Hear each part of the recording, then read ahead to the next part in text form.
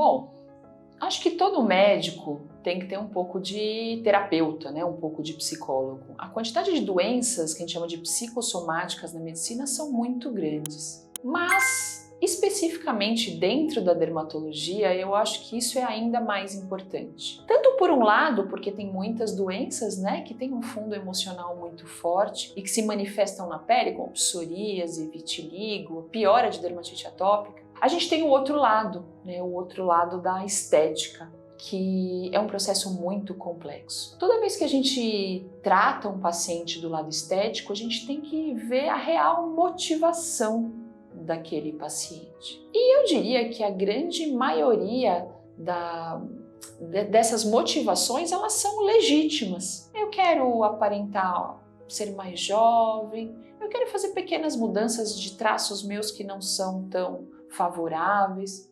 Eu acho que isso é muito válido, né? Muito interessante, e a gente consegue proporcionar tudo isso. Só que o que a gente vê hoje, e é difícil até explicar a origem, quando que foi que isso começou? O que motiva um paciente a trazer uma foto de um artista e falar assim, eu quero essa boca, eu quero esse nariz, eu quero esse contorno? Isso é muito sério, porque cada paciente é único e provavelmente a gente não vai conseguir atingir tudo aquilo. Mas hoje, o que mais me preocupa são os filtros. As pessoas não conseguem, tem pessoas que não conseguem colocar uma foto na mídia social sem manipular ou sem usar o filtro.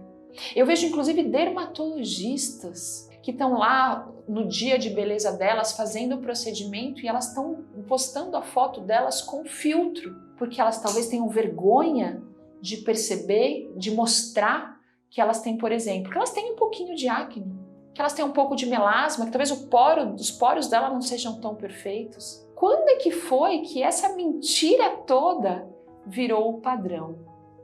Isso me preocupa demais. As gerações mais novas, eles já nasceram com isso. E eles buscam uma perfeição que não existe. A perfeição que antes a gente chamava só de Photoshop, né? Hoje é Photoshop, filtro e milhões de outros artifícios.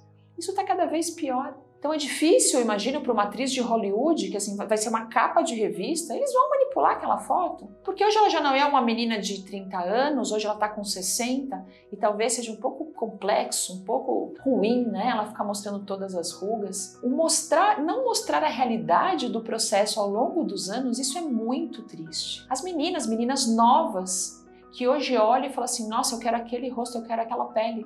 E aquilo não existe. A gente sabe o trabalho que dá para ter uma pele boa. E não fala uma pele perfeita não, a gente faz um monte de coisa. Faz laser, faz peeling, usa injetável e mesmo assim não fica perfeita. Minha pele não é perfeita. Eu tô de maquiagem e tá tudo bem. Só que as pessoas não têm essa clareza, esse entendimento. E eu acho que cabe a nós, profissionais que trabalhamos com isso, pelo menos para as pessoas que chegam até a gente, fazer essas pessoas colocarem o pé no chão. E o que a gente vê? Eu atendi há um pouco mais de um mês uma paciente minha, ela é minha paciente há muitos anos e ela é muito exigente. E ela é uma oriental muito bonita. E fizemos algumas mudanças, pequenas mudanças no rosto dela. Um pouco no queixo, deixar o rosto um pouco mais alongado, porque era um rosto de oriental muito larga que ela não gostava, isso dá pra fazer.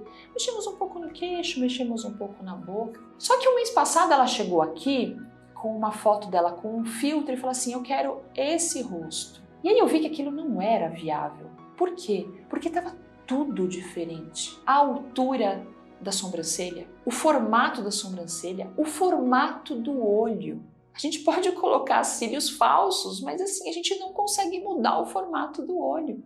O formato do rosto estava diferente, a largura da boca. A gente pode mexer com o volume de lábios, mas mexer com a largura da boca é mexer com a proporção inteira do rosto. Porque boca tem a ver com o queixo, tem a ver com o nariz, tem a ver com distância entre os olhos. Aquilo era impossível que ela estava me pedindo.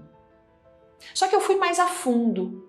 E eu comecei a conversar com ela e eu sabia que ela estava enfrentando um momento de vida muito difícil. Ela tinha perdido o pai, que era a grande paixão da vida dela há pouco tempo.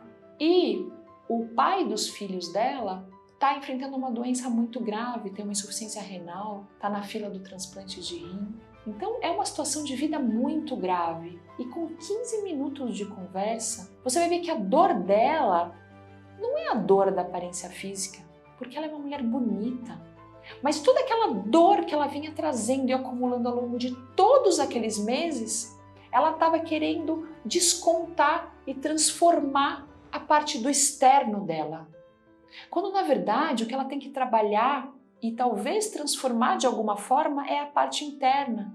É saber lidar com a dor da perda do pai, é saber ter a resiliência de aceitar que os pais do filho dela estão doentes e que ele está sendo bem tratado e tudo que pode ser feito está sendo feito.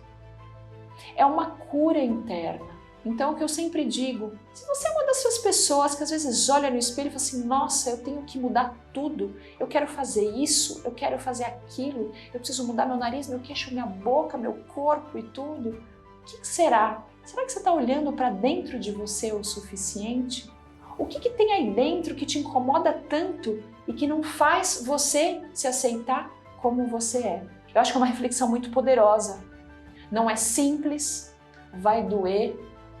E quando você estiver na frente de um profissional pedindo tudo isso, o bom profissional vai olhar para você e falar assim, você não precisa de tudo isso que você está me pedindo.